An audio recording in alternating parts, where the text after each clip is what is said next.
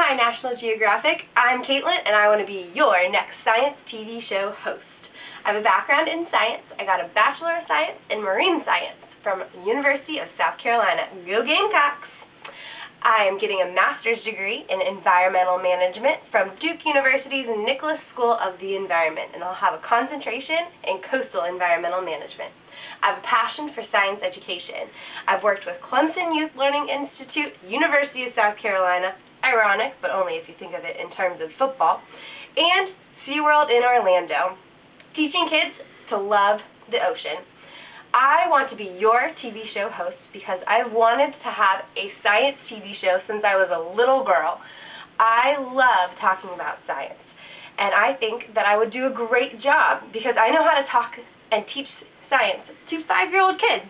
And I feel like if you can teach a 5-year-old complex science topics, you can teach anyone science. I believe that science needs to be promoted in order to enact change.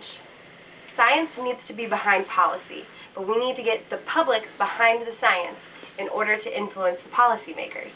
The world is changing, and there's not much we can do about it unless we get the public educated, and therefore be able to influence the policymakers and influence our decisions on how we act in our world. My ultimate goal is to be a science TV show host. I grew up watching the National Geographic and Discovery channels, and I think that science TV shows are the best way to educate the public about science and what's going on in today's science world. Apart from that, I like to run marathons and dance. I've been dancing since I was 3 years old, and I even danced on the University of South Carolina football dance team, dancing in front of 80,000 people each week. Go Gamecocks! And I run marathons. Like I said, I've run 4 marathons, and I'm about to run my first half marathon. A little backwards, but I'm okay with that. I'm going to be running in the New York City Marathon this November, and I'm pretty excited about it. You asked about a funny story from my job or my life. Well, what's funnier than being the only blonde girl in Japan? I went to Japan when I was helping a graduate student do research, and we were going around the whole entire island of Hokkaido. But I was the only blonde girl there. Even the other graduate student that I was with had brunette hair, so she kind of fit in. People would come up to me and stroke my face, tell me I was so pretty. I even had 2 girls follow me on a whole entire hike just to get my picture. It was pretty weird. Now I'm going to introduce you to a fellow scientist studying behavioral science at Vanderbilt University. She specializes in early childhood special education. Hi, Elise. Will you tell us a little bit more about your research?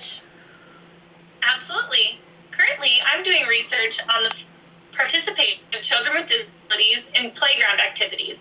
Many children with disabilities participate in low amounts of vigorous physical activity on the playground, such as running and jumping. Unfortunately, a lot of the time, the responsibility of getting them involved falls on the teacher, who is also trying to supervise the other children. The goal of my current study is to determine the effects of technology on their vigorous physical activity on the playground. I've made an iPad application with several videos of other children doing specific activities on the playground. The participants in the study will be trained to use the iPad application so they can learn some new activities. I'm hoping this will increase their amount of vigorous physical activity without constant prompting from the teacher. That's really cool, Elise. Thank you. Do you think that research like this is really important for your field? Absolutely. Three of the founders of applied behavior analysis, Thayer, Wolf, and Risley, talked a lot about the importance of research and society.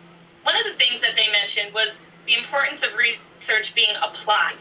This means that it has to be important to society. Studying physical activity on the playground is absolutely something that's important to everybody in society. Additionally, research is still really new in special education since it's a new field. With the amount of technology that's being invented every year, we have more and more to study.